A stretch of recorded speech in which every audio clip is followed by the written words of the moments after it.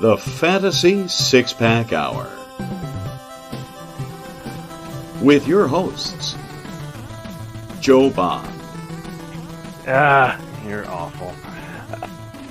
And AJ Applegarth. It's Sin Shu Chu. It's a mouthful. All right. Welcome to the Fantasy Six-Pack Hour. My name is Joe Bond, founder of FantasySixPack.net. With me, as usual, my co-host, AJ Applegarth. What is up, man? Hi. Got a headache. So excited, man. Are you happier than last week? Because, my God, that was depressing. Was it? I mean, I thought it was pretty par for the course. Okay. For random Thursdays in December. Sure, man. The we were longest, drinking beer, talking football. I don't know what's wrong with the year. That's why it's a depressing month, Joe. You're so dark all the time. Like my sense. All right, sorry I asked. Jeez, I'll Yeah, I'm great. Yeah, man. All right. So we're gonna talk some football, drink some beer. The Rams and the Patriots are on right now. The Rams are taking care of business. And guess what, everybody? It is fantasy football playoff time. Time to get that money. I'm in a few leagues. So, you're Scott's making fun of you, AJ. It's usual. That's normal. I don't understand why. Anyway. Hi, Scott.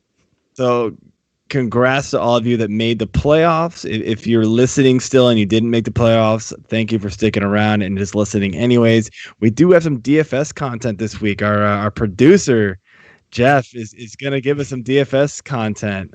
So some plays for those of you who want to try to go win back your entry fees. If you lost those, then more power to you. And we'll get in on that. In the meantime, though, let's do our beer of the week. What do you say? I say I'm thirsty. Beer. All right, man. So what you got this week? All right. Well, this week I am drinking an other half Imperial India Pale Ale called More Strata Than All Strata. It's a 10.5%. It's pretty damn good. Not gonna lie. Tastes like they used a lot of the Strata hops. I'm gonna go with, and it's a quality brew. Sounds good, man. So I'm drinking an Aslan Brewing Company. It's called Selfish Predator, double dry hop, double IPA. I know you had this one at our favorite restaurant down in Columbia, Maryland, or up. I guess actually it's up from us. And I believe I gave this, I haven't checked it in yet tonight, but I believe I gave it a 4 on Untappd. So pretty solid stuff. It's just a really good above average IPA. It really is, man. 8.5% or so. That one. Cheers to you, man. All right. Sorry. So no advice column this week. We're in the playoffs, guys. You don't need a ton of advice at this point. It's, start your best lineup. What else are we going to do at this point? You don't always have to start the first guys you drafted, play the matchups as we mentioned last week. So we're just going to jump right into the weekly topics. And what we got this week is we're just going to jump into some news and notes, some things that are happening around the NFL that are impacting the fantasy football, and start right off the bat here with the Philadelphia Eagles. They have officially benched Carson Wentz. They are going with Jalen Hurts as the starter. I mean, I don't know, AJ. I'm gonna just give you the mic on this one. You're closer to this team than I am. You follow it. I know Carson Wentz has struggled. I'm just not sure Jalen Hurts is the answer. But what do you think? I mean, I don't think it can be much worse than Wentz. So whatever the answer is, it's not let's keep going with Wentz.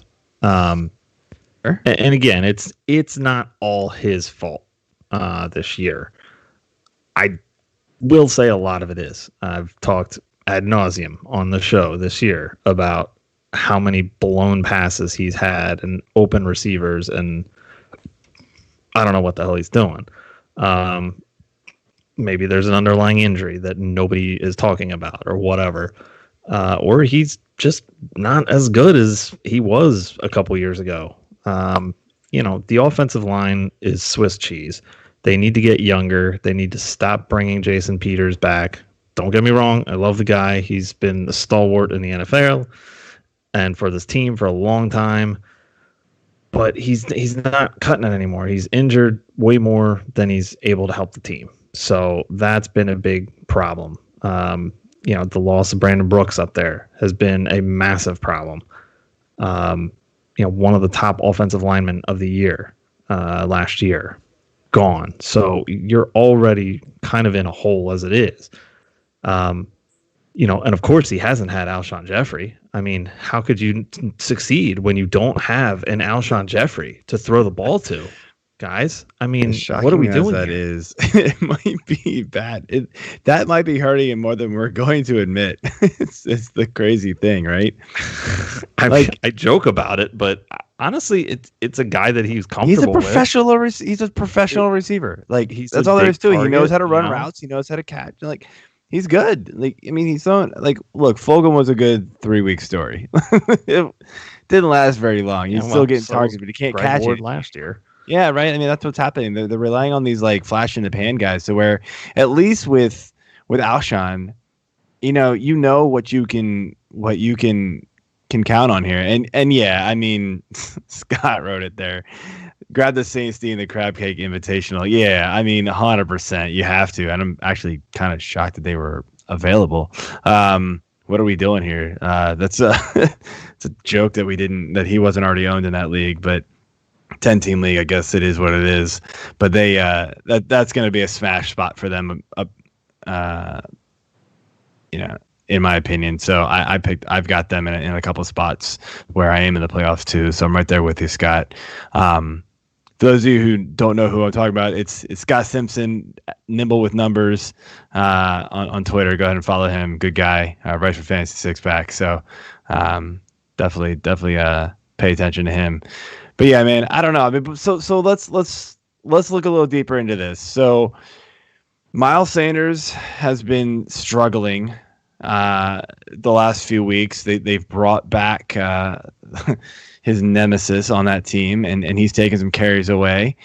For God, who knows why? Because Sanders was smashing earlier in the year when he was healthy, came back and was good too, and now all of a sudden his snap counts are going down. Obviously, his carries are going down, his receptions are going down. And so does Jalen Hurts help or hurt, or is it just kind of you're just off of Sanders in general at this point? Yeah, it's hard to be off of Sanders because you've spent such high draft capital on him. But he hasn't really been producing, aside from early on in the season when he was healthy. I think with Hurts, the thing that helps him the most is he's a little more elusive than Wentz. So once the offensive line breaks down, which it will a lot, he at least has the ability, I feel like, to scramble more than Wentz has been able to. And I think that helps Sanders a little bit because if he understands this and realizes it, hopefully he can get himself into some position out in space a little bit as an open dump off for Hurts and just get some, little chunks of yards here and there, build confidence really for both of them, to build the rapport too. So we'll see what happens. I mean, I'd probably still look elsewhere this week. Because New Orleans is quite a good defense against running. But yeah, I mean, next week may change my mind because you've got Arizona. So I mean, they're still good against the run too. So I don't know. I just don't even know what to think of this team anymore, other than when is the draft and how are you going to find a way to F things up and pick like 10th? Yeah, I think we're on the same page with Sanders. Like it is hard to go away from him. You know the talent is there. It's just how much can he do with this team right now, and how much opportunity they're going to give him. I've dropped him to like 25th in my running back rankings this week in half PPR. I'm pretty low on him. I had him up at 20 at one point and just kept looking at guys right below him and going, no, I'd rather play him. No, I'd rather play him. No, I'd rather play him. And it just kind of kept going.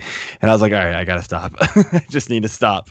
But like, I mean, he hasn't finished in the top like 30 in the last couple of weeks. So like, I mean, it wouldn't shock me if he doesn't finish there again. And I don't think we're really caring about the receivers. I think the only guy we're even remotely worried about at this point, besides Sanders, is Goddard.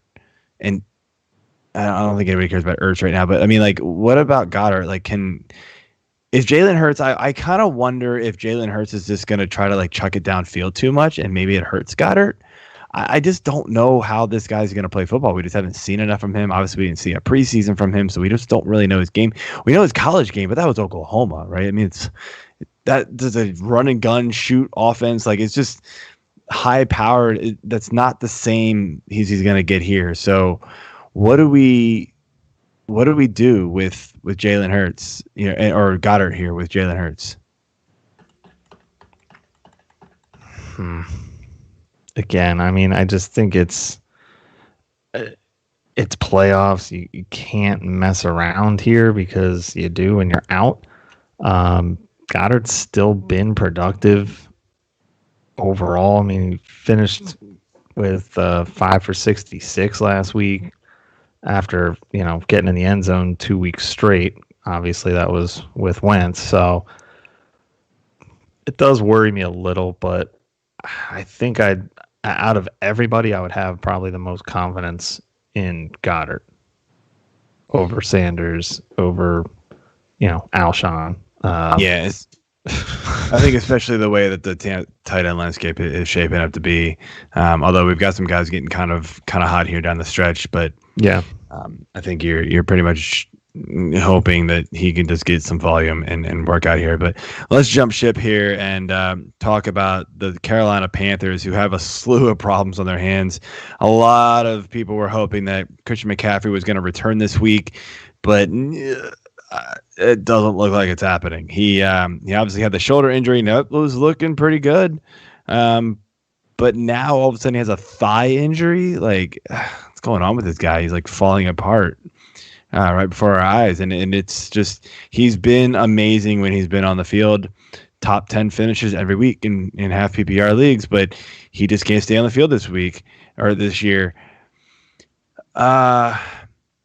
It's a fairly tough matchup, but not as tough as it has been in the past against the Broncos. But I mean, like, where would you slot like Mike Davis in this week if CMC actually does miss time? I mean, Davis is just kind of fallen off hard after his initial start, so I'm not overly confident in him. I don't like this matchup much at all. I don't think there's a lot of guys I feel like I would start ahead of him that are behind him. Easily my boy Nyheim Hines. I've been riding him all year. No problem starting him over him, and he's ranked behind him. I would not be doing that. You would not be doing that? I would not be doing that. Jonathan Taylor has taken that backfield over. Nyheim Hines is not an afterthought. He's going to get some work, but if you're talking, you're getting all the workload for Davis as compared to, I don't know, you're hoping 10, 12 touches for Nyheim Hines. I'm taking Davis every time. All right. Well, let's put a little bet on it and make it interesting here. I can get down with that. All right. I'll have to figure something out. I mean, I was just thinking of Secret Santa of beer, but we got to do that anyway. So, Yeah, pretty much. yeah, I mean, again, though, I still get it that Taylor is taking that back over, but I just like Hines. I think he's had a couple down games, but overall, he's been the best back in that backfield. You look at another guy that's getting partial workload that could have a good week, Jamal Williams. Hell, Todd Gurley is ranked way down behind him. Granted, he's Todd Gurley, play, so and he might not play. So, yeah, I mean, there's a few guys, but Davis just hasn't impressed me since early on. I mean, he's not getting it, even with the full workload that he had. No, I hear you. He's definitely not doing what he was doing early on, but I still think 3 touchdowns rushing. But you know what? He's getting a lot of the passing work and things. So I don't know. I like him better than those backup guys that you're talking about. I just don't think I can do that. So, anyway, couple of guys here. Getting a little bit of a echo here. What's going on here? Jeff, that might have been your phone. Yeah. All right. Good deal. Oh, hey, look, I can talk, everybody. All right. So on the other side of not the other side, but on the passing games for the Panthers here, got a couple interesting guys on COVID IR. We're not getting a lot of news that they've tested positive or not, but DJ Moore and Curtis Samuel on COVID IR. I mean, look, if they're both actually out for this game, Robbie Anderson is in my opinion, a must start. Like, I don't know how you do not get him in your lineups, especially DFS. Like, he's gonna get all the work. They've got nobody else to throw to, right? Maybe we'll hear differently from. I mean, you could have a big game out of Brandon Zylstra. Sure. Okay. Ian Thomas could have a nice game finally. So I would look forward to that. But yeah, I mean, I don't see how you bench Anderson this week at all. Samuel could return. His issue looks like it was a close contact issue. So I haven't take that for what it's. I keep looking for news, but I mean, nobody's really starting Bridgewater in this game, but so it's all about like the other guys stepping up, and that would be another thing. Like that would be another reason why I would go play Davis if CMC sits, is because they're probably going to use him in the passing game a ton more because they've got nothing else. Yeah. So like that's just another boost to his value, and that's why I've got him in the top 15 running backs right now. Now, obviously, everything will change if people come back, but as of now, it looks like this is the way it's leaning, and that's what I'm going with from our rankings. Moving on here to another injured player, and this one's unfortunate because this guy was on fire. People were really hoping he was going to lead him to championships. Antonio Gibson not out, but injured with a toe. It looks like it's pretty bad. He's not practicing right now, and all signs are pointing him to being out this week. So, I mean, J.D. McKissic, Peyton Barber. I'm guessing J.D. McKissic is who you're leaning toward as far as fantasy plays, but I don't think we can totally write off Peyton Barber as like a super deep, just maybe a flex play. I mean, he gets a lot of rushes. He's just not a lot of yards, but he gets those goal line catches too. Yeah, that's what I was just gonna say. I feel like Barber is more valuable at the goal line, and if Washington can get down there any other way through the air, then he's the guy in my mind. I like Barber over McKissic personally. I mean, I like McKissic as the overall fantasy play because he's going to get more he's going to get more work. He's going to get all those passing, get more he's volume going to get tons of overall. targets, right? And so that, that adds up. Barber's going to rush like 12 times for 33 yards and maybe a touchdown. It's not going to be pretty, but it's going to be enough, right, to be probably top 25 running back or something crap like that. But McKissick's going to be more of he's got the safer floor. He's got the much higher ceiling, in my opinion. So he's the guy you go with. But Barber can't be forgotten. But I mean, we've also got McLaurin kind of banged up too, and so that could just boost McKissick's value even more. I mean, Smith already likes to check it down to Logan Thomas and McKissick and everybody else, and now without McLaurin there, it could just be even more. I mean, Steven Sims or Cam Sims or whoever it's going to be. Yeah, Cam's been good. Cam's been good, but I don't know, not feeling it. Last team I wanted to talk about here before we get to our DFS plays, the Steelers, man. Not to rub it in their face, but they lost to a subpar team, dude. And there's been a lot of talk about the running game not being able to get the job done. The passing game has been electric at times, but they also have a ton of drops this season. 31 on the season's total, which doesn't sound like a lot, but it definitely leads the league. And they had 7 drops last week and 5 the week before. It's been pretty bad for them. Not that I'm saying drop any of these receivers, just because the volume is just massive for these guys, and they're gonna get you your fantasy points regardless if they drop 2-3 passes each. But like, is there any concern with maybe Big Ben going forward with these receivers struggling, and maybe teams trying to copy what Washington did, which is just go after Big Ben and just pressure, make him dump it off faster than he wants to, because the running game is non-existent. Yeah. I think so. I mean, I think it's obviously the blueprint to follow, because they're the only team that's beaten them.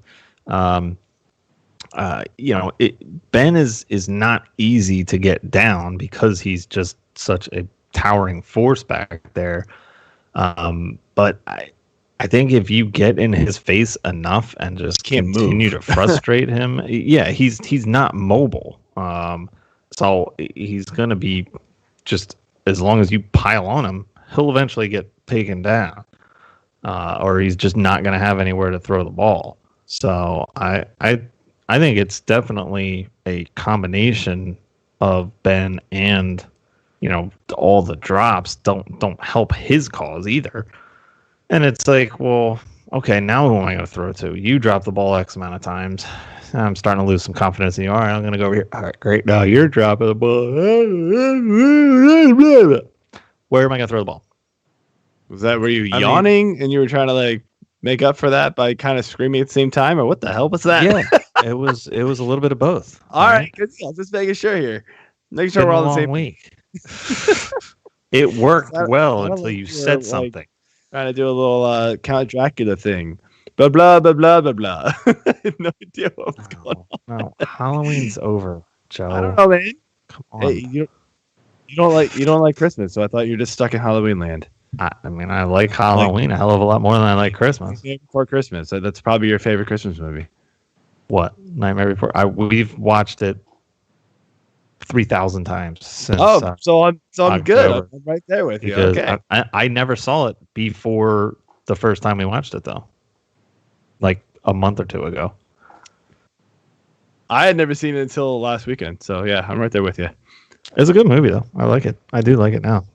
Our daughters love it. They watch definitely a daily. strange Halloween or Christmas movie for me, but it'll work. Yeah. It gets the job done. Good. So my take on the Steelers is, right, like, I still think you're playing these receivers. They're just getting so much volume. The running game, like, James Conner is probably coming back this week, but I don't think anybody cares unless he shows something this week. I'm not playing him. Like, you can't trust it. Yeah. It's just, I know like the Bills have given up some yards, but I'm not. you can't. I mean, he was averaging in abysmal yards per carry. I think I saw somewhere it was like 1.5 yards per carry for the last few games before he got hurt, and it was just like, oh god, like that's just terrible. Snell and McFarland weren't doing anything either. So, yeah, I mean, you're playing the receivers. I think I'm dropping Big Ben in my rankings just a couple spots this week. I mean, the volume will be there for him too, and maybe that'll make up for it. But there's already been talk where, like, look, you don't catch the ball, you're getting benched. James Washington's been solid for them. Ebron's dropping passes too, though, so he's not going to be a good option either. But I don't know. I mean, I don't know what they're going to do. It's just one of those, like, it's just something to keep an eye on and react as it goes along. I think this week's just, par for the course for them, though. Anyway, let's get to our DFS plays. We've got producer Jeff on the other end of the mic here, behind the scenes. And he writes some 4for4 or articles, DFS articles, and expand the box score as well. So wanted to get his take for some DFS plays this week, as he, to kind of, for those of you who trying to jump in some DFS for the first time this year, trying to make up for maybe losing and not making your playoffs. So have at it, man. Wow, that's a great introduction. Thank you.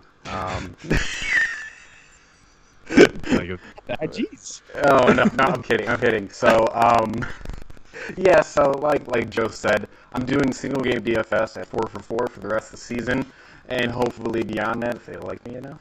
And then do a lot of editing for expand the box score. This week I actually filled in for a DFS article, and I do the waiver wire as well there too.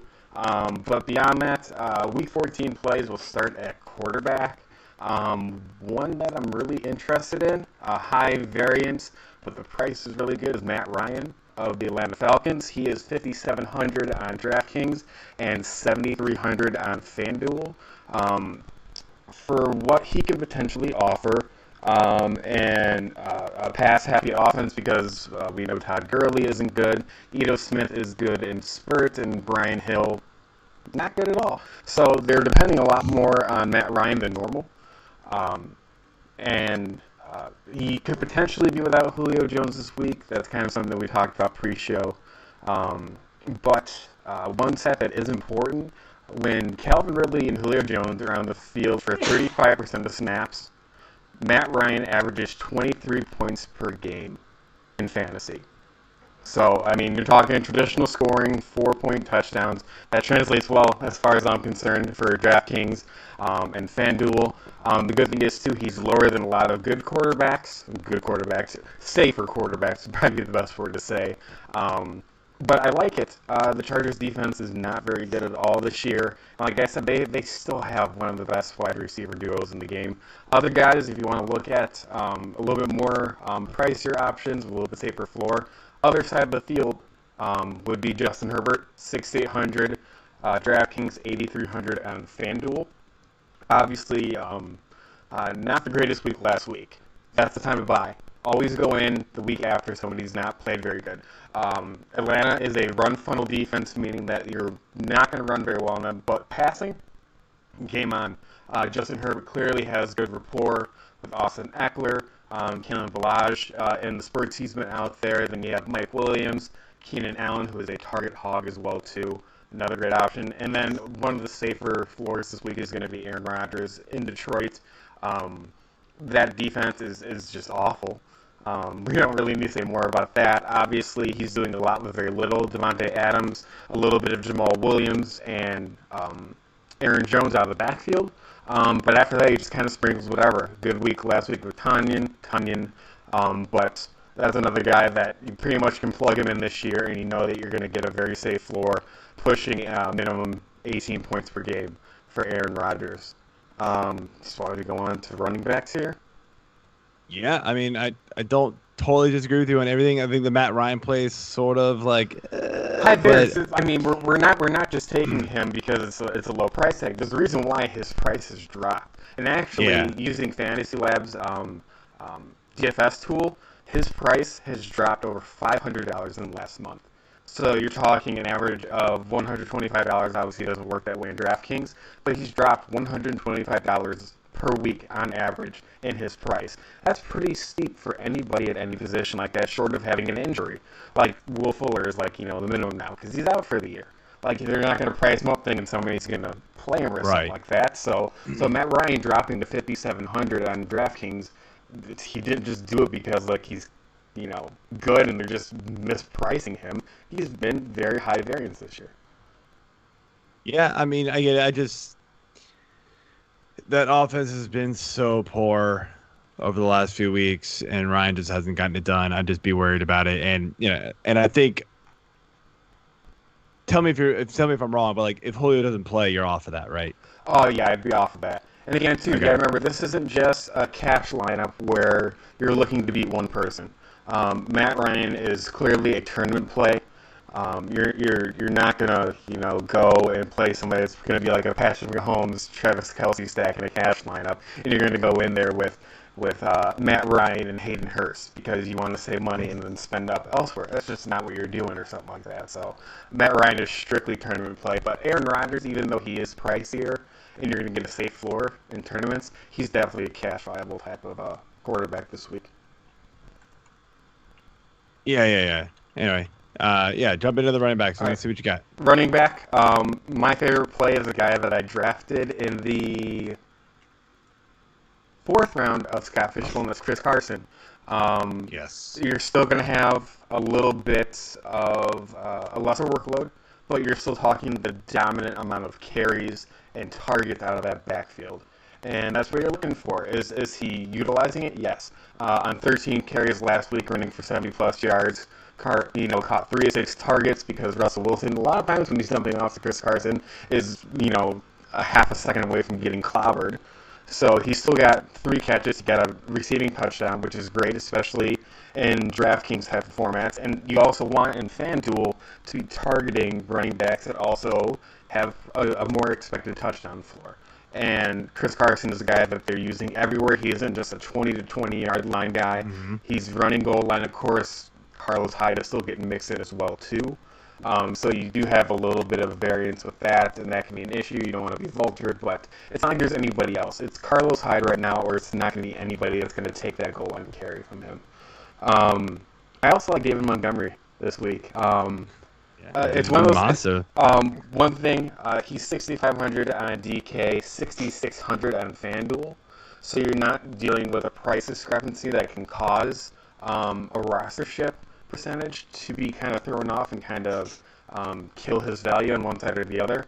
It's just flat, which is not too often you see that. But with the Bears offense, Mitch Trubisky is either going to Allen Robinson or it's going to David Montgomery, really. It's pretty much a concentrated offense. You're getting a little bit out of Anthony Miller and Darnell Mooney, but 3 for 36 isn't something that you want to have in your DFS lineup and stuff like that. So take a piece that's going to work.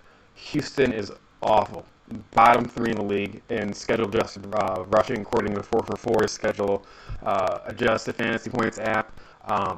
It's just they've been really good. They finally stuck to a center guard combination in Chicago that worked with Sam Mustipher and Alex Bars, 2 undrafted rookies from Notre Dame, actually anchoring the middle. Cody Whitehair got moved to left guard as well too, and that's a position he's been very comfortable at while he's been with the Bears.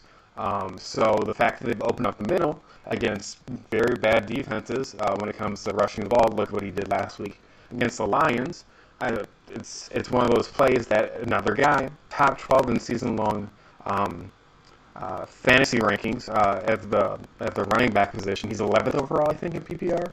So there's a safe floor there. It's very unsexy. It's attached to that offense. But when you're guaranteeing a guy is going to get between 15 and 20 touchdowns, and he's not priced like a Dalvin Cook or something like that, where you're getting 20 plus carries, that's the savings, and you're at least going to get somewhat of a safer floor. I like that one. Yeah, the last 2 guys I want to target because they're both higher priced, but it's just the time of the year where they relied upon them. That's Aaron Jones and Derrick Henry. Aaron Jones is 7,600 on DraftKings, 8,700 FanDuel. Henry is 8,700 DraftKings and 9,600 on FanDuel. Priced up higher on FanDuel because they don't rely on PPR as much as half points. And then you also lose one extra wide receiver position as well too on there. So that makes a difference. But when you're talking about those guys, it's Derrick Henry season. Let's not kid ourselves. He's coming off a bad week. I know lazy narrative saying it's December, he's gonna run good, but it's just one of those guys. He's the focal point of Tennessee's offense, and he has a cake matchup against Jacksonville this week.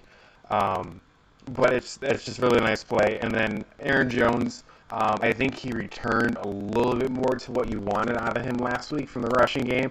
You saw a little bit more explosiveness out of him. And obviously Jamal Williams is still going to be a guy. There's a reason why he's $1,100 cheaper than Derrick Henry, because he's losing targets, he's losing touches at this point. But again, 32nd ranked rush defense in Detroit. Aaron Rodgers is good enough with the arm to where he doesn't need a lot of throws to be fantasy productive. So if you want to do an non-traditional stack, an Aaron Rodgers, Aaron Jones stack is always nice too. And if you want to trust their defense, so you have your running back defense correlation as well too. That's one way you can kind of target the running back position. Yeah, I like all those plays, honestly, and kind of surprising. I like the Montgomery play, but he's been on fire lately. I don't know, AJ, you got anything else to add there with that? No, I love the Montgomery call. Last week he finally broke out and had the game that I feel like we've been waiting for a year and a half out of him. So it was nice pretty good weeks in a row, actually. Well, yeah. I mean, he's been much better. So I like seeing it, and I like the call. And you guys laugh at my Trubisky stuff. I know he wasn't a quarterback one last week, but honestly, the only reason why he wasn't is because when they got into goal-to-goal situations, Montgomery just he established himself getting up to the goal line, especially on that first touchdown run, and then on top of that, keep going with the guy that's running strong. It's the best thing that Matt Nagy and Bill Lazor did for that Bears offense last week is they let Montgomery run the ball. Even if he had one or two bad runs, they just kept letting him run. And it worked out, and it gave Trubisky a little bit more space to pass the ball. He had a couple of good throws, obviously, later in the game, different story. But for a guy like Trubisky, and you're seeing some of these younger quarterbacks, especially backups that are thrust into 2 to 3 game samples, having a running game, besides, an ultra-dominant, target, when you do have to pass the ball, really does make a difference. I mean, we've seen it for years. Jared Goff is probably the number one example of that. Yeah, absolutely. Come on, he was a dominant fantasy quarterback when he had Gurley as the top running back in the league behind him. And yeah, he's got a good 3-headed monster behind him now, and I think Akers has really taken off with it. But yeah, you see that all the time with these young quarterbacks. They need that running game to kind of help them grow into it and not just get kind of stuck in the mud. Do I still think Trubisky's going to be good? Not really, but it's just, he can have his games. Sure. Last week wasn't one of them, unfortunately, but you brought up another point where, the coaches have kept with Montgomery, and I don't want to we'll keep this quick, but I think that's something a lot of coaching staffs don't do, and I think it's a huge mistake. Running backs need volume. They need volume to be good, not just to get more yardage, but, they got to get in the flow. They got, almost read – quarterbacks, right? You read the defense a little more, get used to your offensive line, see how they're blocking, stuff like that. You give them one carry for 1 yard, and then you go, nope, we're just going to pass the rest of the game.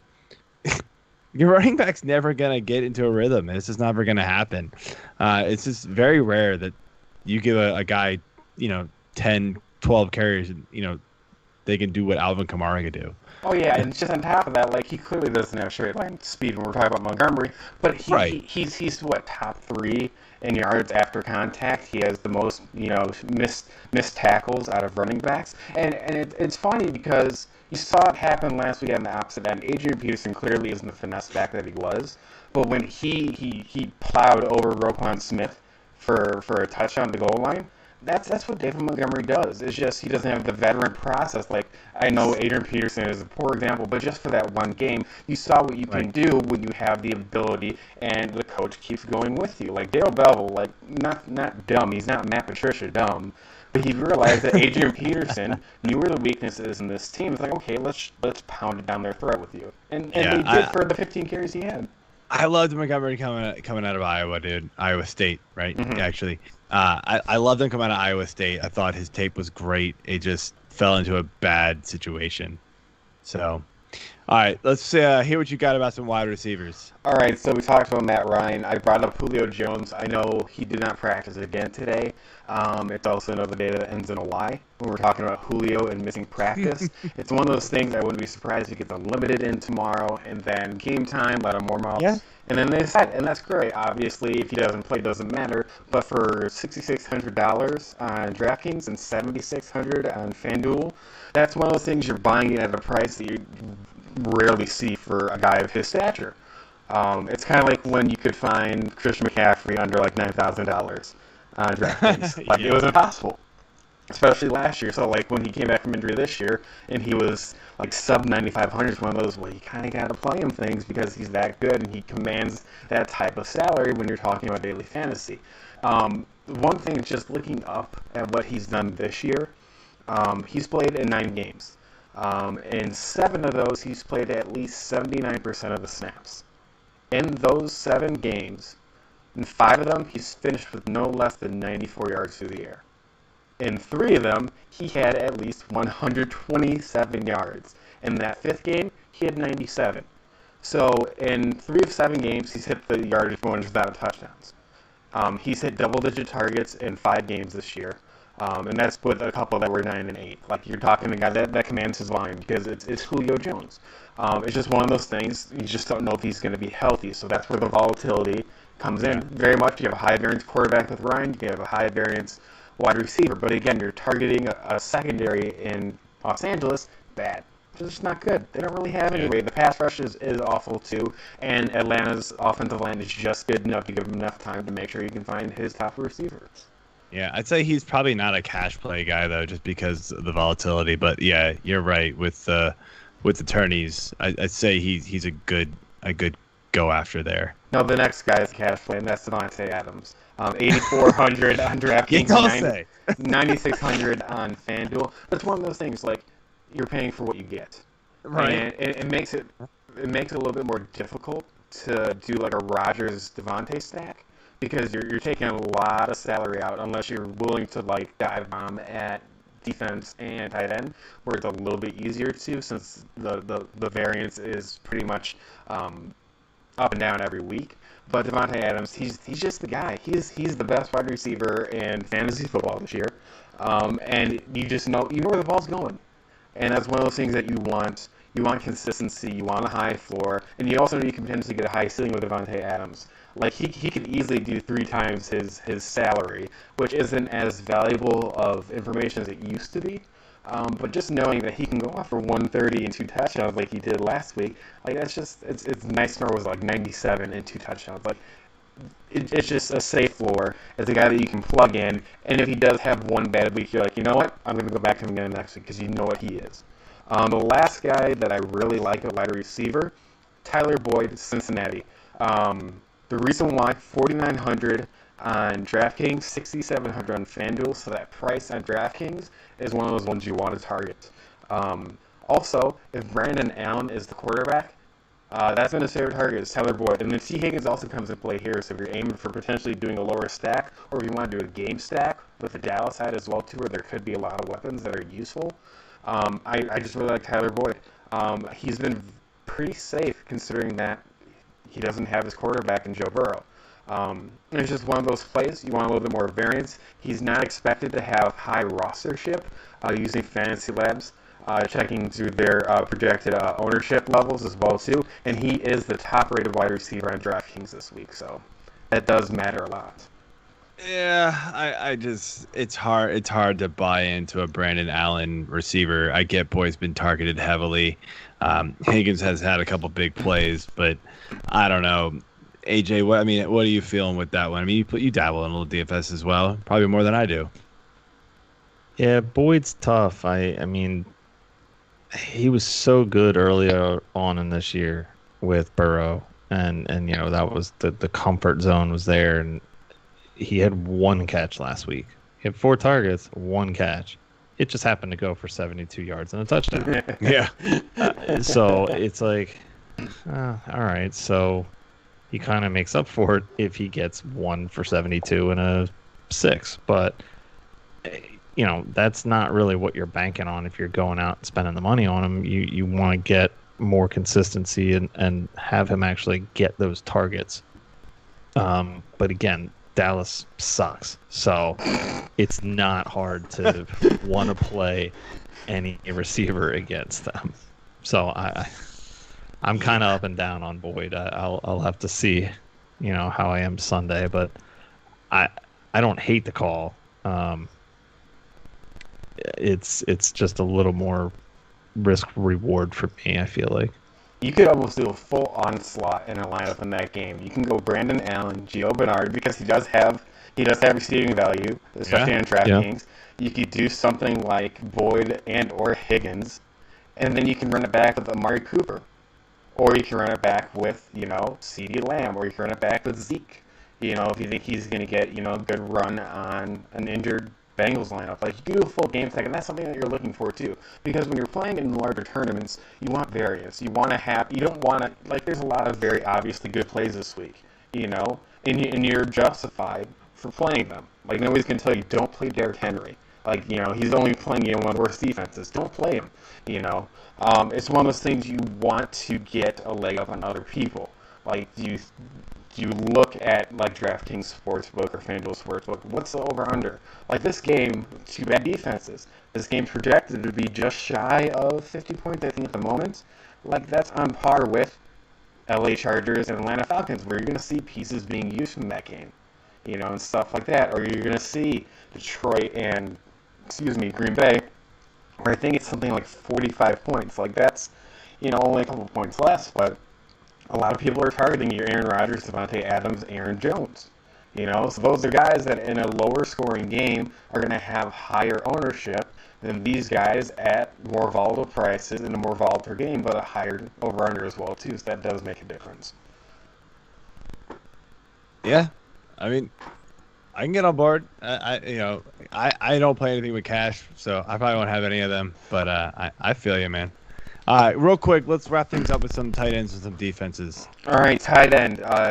Travis Kelce? Duh. Yeah, we're done, right? Also, what is really kind of interesting, it's been a few weeks since him and Darren Waller have been on the main slate together. So this is the first time where you've had the 2 most dominant tight ends where there could be some ownership discrepancy because they're taking away from each other. I'm actually fully fading Darren Waller this week. I don't like his matchup. So I'm actually not going to play him in any DFS form whatsoever. But Travis Kelce, you want to spend up on him? Duh. If you want to go low, bottom out. Dalton Schultz. Schedule adjusted points to tight ends, lowest defense, Cincinnati. So that's one of those guys. He has the lowest ADOT of the 4 guys that are targeted the most by Andy Dalton in weeks 10 to 13. That matters because the offensive line just lost Zach Martin. So you're looking for an easy dump-off type of guy. It's either going to be Zeke, it's going to be Pollard, it's going to be Dalton Schultz, who is also the 3rd most targeted guy in the red zone in that offense, fun fact. The other, Drew Sample, 12 targets in Brandon Allen's 2 starts. He has 11 receptions off of it. It's a great way to get down to $3,000 on DraftKings, save some money for your Devontae Adams and stuff like that, and you at least know that the target's going to be there. Process over results, unfortunately, half the time. So if you're going to give me 12 targets in 2 weeks from a tight end, that's pretty much min cash. I'm totally going to do that. You feeling Cole Kmet at all? I liked what they did last week. Right? You're also. Is he a punt play? I don't know what his value is right now. His projected ownership, according to Fantasy Labs using the Bell's model, is sub 5%. That's fantastic. If you get guys like that and you trust that they can be targeted again, he out-targeted Jimmy Graham last week 7-1. I mean, that's massive. And, well, his target share 71% of the snaps last week. That's huge. Right. It's been going his way for a while now, and it's finally passed Graham. That's why I said it, and then it came to fruition last week. They saw the 7 targets and 5 catches. I just wonder if it's really going to keep going. Obviously, Houston defense isn't very good, so we all like that. It's just a matter of can he be consistent enough to make? I don't know what his price is anywhere. I haven't looked yet, but without having it in front of me, I guarantee you it's going to be somewhat around the same as Schultz and Sample. So okay. you're looking at a guy that's going to save you a lot of coin for other players. He's absolutely in play this week. I don't know how many lineups I plan on doing And since tight end is so volatile, I don't mind paying up for your Travis Kelce because you know you get there at least. Like his 7 targets are different than Cole Kmet's 7 targets. Let's not kid ourselves, you know? You have to weigh that a little bit too. This has been a year that I have heavily, and I'm looking down because I'm trying to find Cole Kmet's. I wouldn't be surprised if he's sub 3,000. He's 2,900. Yeah, he's $100 below your sample. Dirt cheap. He's way cheaper than stack your tight end spot and your flex spot. $600 cheaper than Schultz. You know, sample. This is. Kmet. I think this year nobody's won the Millie Maker with a double tight end stack using tight end and flex. So that is something you want variance. You want to set yourself different. 2 tight ends is one of those ways to do it, especially if you think that the floor and ceiling are both exceptionally high in those players. Yeah. I mean, guys, I like everybody. If you're not gonna pay up for Kelce, which is I think the only guy you really want to pay up for, to be honest, it's you go after Schultz, you go after Logan Thomas, Jordan Reed. They're all right there in the same price range, 35, 35. Jordan Reed has a revenge game, so yeah. I mean, whatever. You can't fault the Washington team for cutting him. Dude was dead for years, it felt like. So yeah, I mean, and then you can drop all the way down to Kmet. I think that's the only other guys down there you want to go after. Everybody else kind of meh to me. So yeah, but I mean, honestly, Akins could be something interesting because there's a bunch of injuries on the Houston receiving corps. If they don't play, Akins could be money. I had a conversation with TJ Hernandez of 4 for 4 today, and I dropped a little Akins. I sprinkled a little Akins into our conversation. Eye emojis. So Aiken, by the way, Chicago, they are terrible against tight ends. They're good against everybody else, but they are terrible against tight ends. And the safety that's usually more often dropping in to stop the tight end is Eddie Jackson, all-pro guy. Not this year. He has been terrible. He has had an issue with tackling this year. So that's one of those guys too. He's going to be sub 3% of guaranteed. Like Jordan Akins, especially because he's been but the last 2 weeks, we're going back even to Thanksgiving when people were targeting him, me included, especially in single game DFS. Yeah, there's a lot of nice variants cheap at tight end if you don't want to go for a high floor guy like Kelce. All right, defense real quick. I'll run through it. Packers. Just because Jair Alexander is going to stop Marvin Jones. Because he's arguably been the best cornerback this year. Obviously, Marvin Jones had his way against Kyle Fuller of the Bears last week. But that's the best that Marvin Jones has looked by himself this year without Kenny Galladay. They cut Marvin Hall. You're really going to trust Mohamed Sanu to do damage. If you don't have DeAndre Swift, you have your most versatile running back out.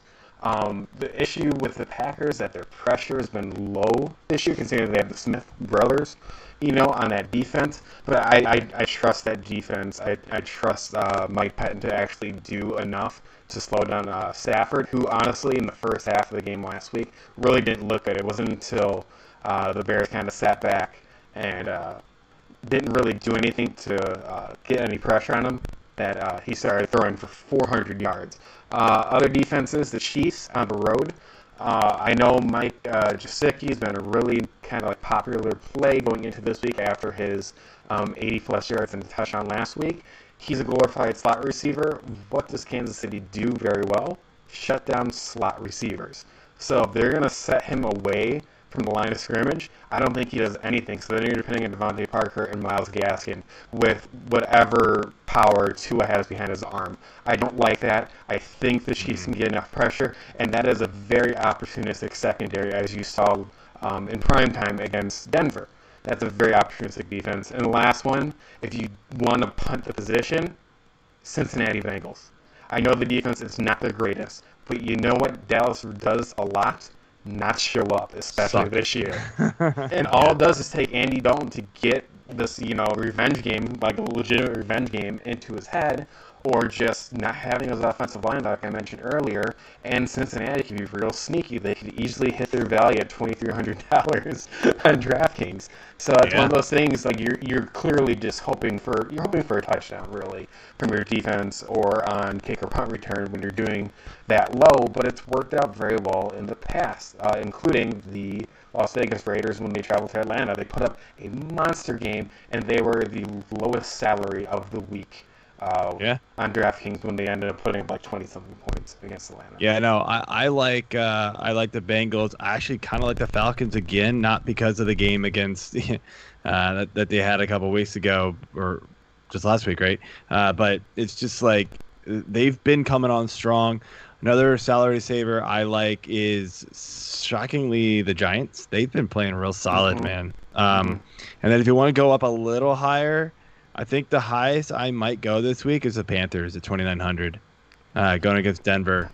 Yeah, Panthers have double-digit points in multiple weeks here in a row, and not like Denver's not really wowing anybody. So yeah, the only issue I have, Carolina's run defense has gotten better, which is nice, but I really like Tim Patrick. I really like Noah Fant.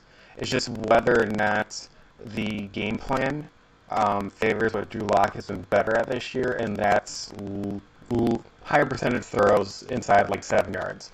I looked at that for the Sunday night game, and Jerry Jeudy I had as a full fade because he had the highest average depth of target on that receiving core. He was the only one that was in double digits. Then you had Tim Patrick, you had KJ Hamler, who was like 4 yards. And what happened in that game?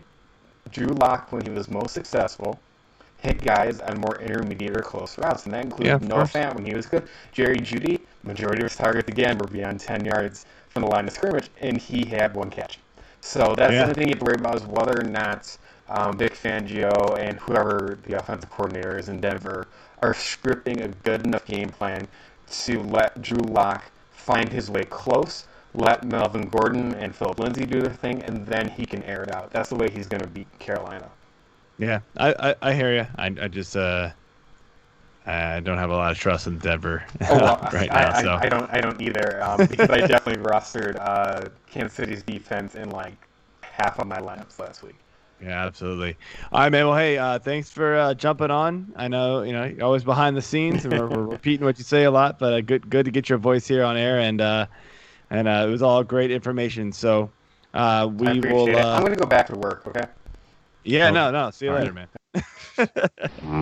Let's jump into some news here. Let's rip through these as we've mentioned through the comments here on YouTube. Denzel Mims is out.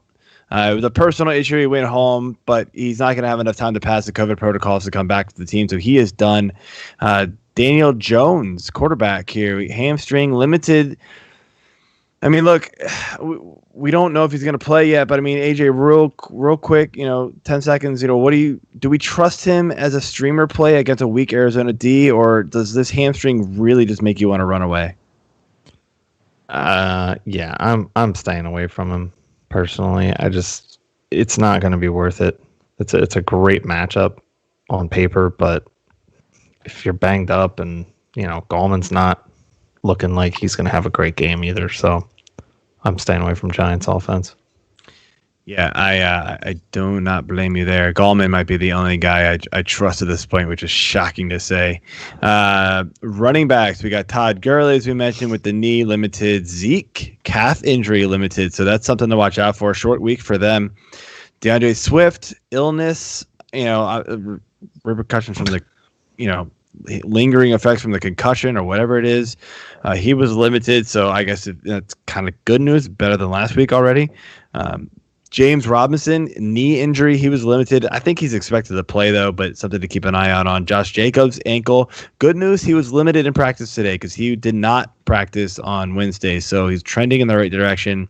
Salvin Ahmed, shoulder, did not practice. James Conner, he's off COVID, IR, so he's expected to play. And Chris Carson, as we mentioned, I think he's probably going to play, but he's got that foot injury. He's limited. It's going to be, he's not going to get the full workload, but as Jeff alluded to there or mentioned, I think he's trustworthy enough. He's going to get the important touches. Yeah. All right, so receiver, we already touched on Julio here. He's dealing with the hamstring, did not practice, probably won't until early game time. Allen Robinson is limited with a knee injury. T. Higgins was also limited with hamstring. Jerry Jeudy also limited, but he should play. He's still dealing with an ankle. Kenny Galladay Did not practice, hip injury still. I don't know if he's going to end up playing the rest of the season. Honestly, I'd be pretty surprised, which is a shame because I own him a lot. Yeah. And I don't even know if I'm in playoffs in those teams, so it doesn't really matter anyways. So thanks, Galladay. Alan Lazard is limited. He is expected to play. He's dealing with a core injury. Kiki Kuti is limited, dealing with a knee. Brandon Cooks, shocker, neck, foot, limited. McLaurin, we already talked about, limited with ankle. AJ Brown, also ankle, did not practice. Mike Evans is dealing with a hamstring. He did not practice, and that was being downgraded from limited, so he's trending in the wrong direction. Debo did not practice with foot. Crowder is dealing with a calf injury. He was limited. Tyreek Hill did not practice. He is listed with illness.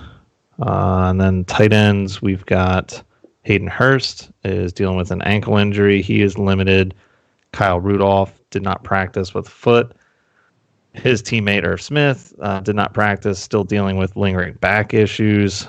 And then Jonnu Smith was limited with a knee injury.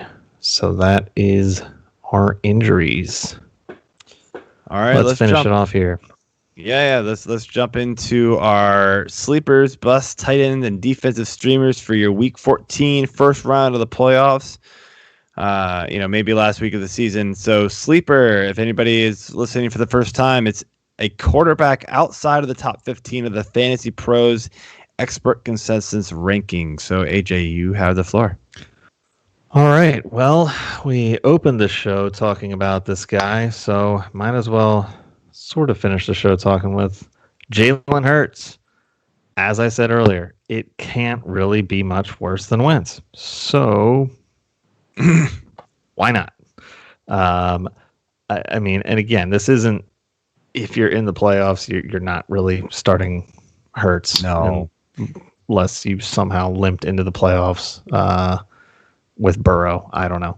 But maybe if you're in your toilet bowl playoffs, you play Jalen Hurts. I mean, this is for the consolation bracket people out there, which is me in most leagues. So I might start Hurts in a couple of leagues. We'll see. Fantastic. All right, so I'm going Kirk Cousins. I know it's a pretty tough matchup on paper, but look, I mean, we've seen the Bucs, get passed on. Granted, against probably better quarterbacks than Kirk, but I could see Kirk having to play catch up here and just having to air it out. And he's got two good receivers in Thielen and Jefferson, so I could see Kirk, cracking the top 12. All right, a running back outside the top 24 of the Fantasy Pro DCR. All right, so running back, I am going with Ty Johnson. Look, the dude showed up last week when Dino Gore went out, and Gore's questionable again. It's not my name. I have to give credit to our Scott Fish, who does 1.02 work for Twitter group. All right. Anyway, so favorable matchup this week though against Seattle, and if Gore's going to be out, Johnson's going to be the guy. So I like him. Yeah, and funny enough, we're both picking people related to the Lions. I'm going with Adrian Peterson. I think even if Swift is active, I think AP gets plenty of work.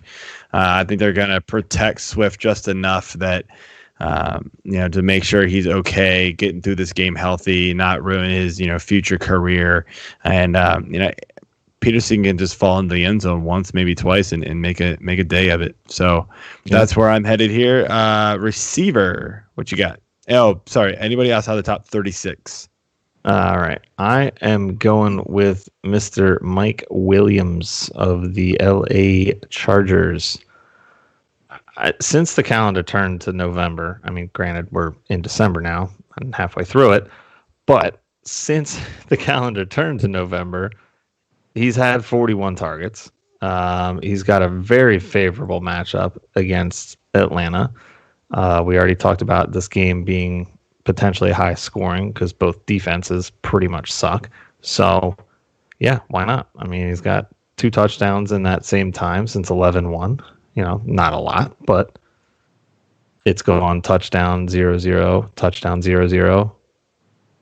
Where do we go now? Touchdown. All right. Love it. I'm a man of patterns and numbers. I'm bad at patterns. Even though they never make sense, somehow in my head they do. All right, so I'm going back to a guy that Jeff talked about in DFS, and it's Tim Patrick. I mean, this guy's been super consistent for the Broncos outside of the 0 QB game, so I don't count that one, right? He's been double-digit scoring for the last 4 games. It's crazy. So stop lowering Tim Patrick in our rankings. I've boosted him up above where I all of the defaults go every single time. It's just I can't stop fading this guy now. It's enough is enough. He's in my lineups at this point. He's a flex play for sure. Quarterback bust. Anybody inside the top 12? Top 12. This one was a little tough for me because you kind of took the guy that I was thinking of. But I had to go with Watson. Look, I know he racked up a ton of yards last week. Did only have the 1 touchdown.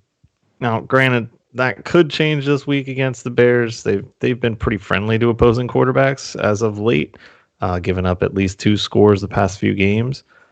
But we already talked about the different injuries that they're dealing with in the receiving core. So if Watson's going to get it done, I really feel like he's going to have to do it on the ground. And that doesn't really bode well against the Bears in my mind. So I'm just not loving Watson this week. Yeah, he was probably number 2 on my list. I went with Josh Allen. I think this was kind of the obvious play. Playing the Steelers, who just lost to Washington. I think they're going to come out fired up. We know this defense is super good. I mean, yeah, Allen is, one of the better quarterbacks this year, but we've seen him have some pretty down games. He had a 3-game stretch there where it wasn't, top notch, and he was easily outside the top 12 a bunch of those weeks. Last week, he just looked amazing, and I feel like people are just jumping back on the bandwagon, and this is not the week to do it. He needs to get lowered in the rankings, and he's probably not going to finish inside the top 12. But running back inside the top 20 as a bust. I'm going with Austin Eckler. I get that he had a nice average last week. I think it was around 4.5 yards per carry, but he just didn't get to play much because they were getting so blown out by the Patriots. So that was a little bit more game script, but he does have a tougher matchup going against Atlanta this week. They do have a pretty solid run D. Again, I do expect this to be a pretty high scoring game, but I think that they have other options there that have been shown to be successful with Eckler out. So they may still be trying to ease him in. I'm just a little bit down on him this week. Yeah, it's a tough one, man. Eckler's a baller. He gets a lot of works, but mine's going to be Kareem Hunt. I mean, really, he hasn't done a whole lot. He's gotten a lot of carries, 10 to 12 to 14 carries over the last few weeks, but this really hasn't done much, and actually is losing carries in the passing game. I think, honestly, I think the weather is actually having a little bit to do with that. Like, the weather improved, and so they've been able to throw the ball a little bit downfield more and not just have to dump it off to Hunt. And the running game has been so good with Chubb that they haven't had to utilize Hunt as much to get those first downs, to keep drives going. Chubb's just doing it himself. So mix that in with them playing the Ravens. I don't really want anything to do with Hunt this week. Inside the top 24 as a receiver. I'm going with Deontay Johnson here. We kind of already talked about Big Ben being potentially an issue, but really the bigger issue here, I think, is the drops. And he is the guy when it comes to drops. He's got an 8.4% drop rate, which is, air quotes, good for 4th worst in the league. And that's per Mike Clay on ESPN.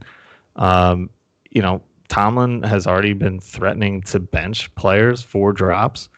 So I wouldn't be surprised to see Johnson getting pulled and maybe see a little more work out of James Washington this week. So it'll be interesting.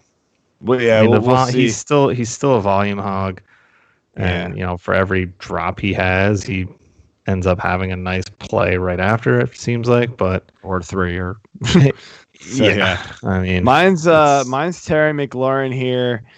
Like he's already banged up. He's dealing with an injury as we mentioned before. And on top of that, like Alex Smith really limits his ceiling. McLaurin's not getting those downfield looks that he was getting before. So he's having to catch volume for underneath routes and make plays off of it. He can. I just don't like it. Like if he's dealing with an ankle injury that's slowing him down and having to catch underneath stuff, I just don't really like it this week. All right, our tight end streamers, anybody 60% or less? We already talked about this guy. I'm going with Drew Sample. He's had a nice high target share with Allen, and again, great opponent against the stinky Cowboys. I'm going Logan Thomas. I mean, I feel like he's been a staple of this segment all season. I don't quite know why he's not owned more yet. And yeah, it's a tough San Francisco matchup. They allow the fewest points to tight ends. But I just said with McLaurin, like, look, Alex Smith wants to check down, throw the ball to tight ends, running backs a lot. He'll throw downfield like every 5-6 plays, it feels like. And it's just not enough to keep those receivers to get those receivers enough targets to where Logan Thomas and those kind of guys don't get the ball enough. Logan Thomas has been pretty good the last couple weeks. He scored a lot, so yeah, it's he's somebody that I'd be worth risking against San Francisco. Yeah, I like the call. Defenses to finish up here, 60% or less. Again, we talked about this defense in the DFS segment there with Jeff. I like Carolina a lot this week. They had double-digit points the last 2 weeks. Okay, well, let's look at why they had those double-digit points. They're averaging only 14 points against, 3.5 sacks, 2 fumble recoveries, and a touchdown. I mean, that's pretty damn solid. Granted, they shut out Detroit and gave up 28 against Minnesota, so that's why the average is what it is. But they also had 5 sacks against Detroit, only 2 against Minnesota. But they had 3 fumbles recovered against Minnesota to only 1, and then both of their touchdowns came against Minnesota. So, it's pretty easy for me. They're coming off a bye. They're well rested, and they get to stay home and face a crappy Denver team. So I'm okay with it. Yeah, I like Carolina a lot. There was a bunch of defenses I was looking at this week, and one who I wrote my notes last night before waivers ran, and I was sure as hell their ownership was going to go above 60, and it did not.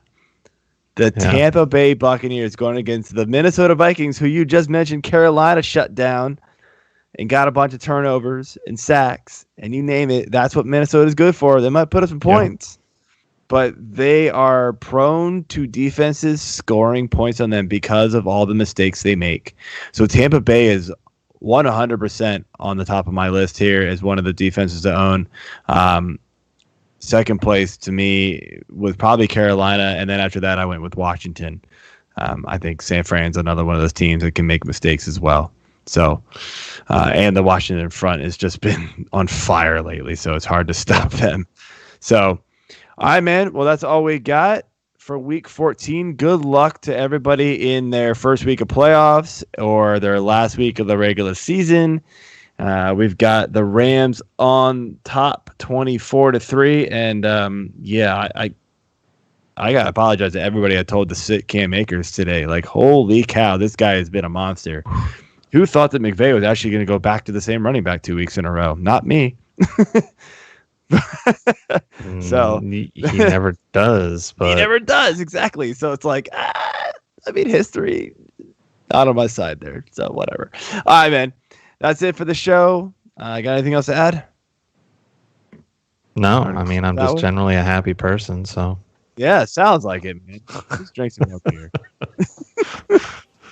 Cheers. Stay safe.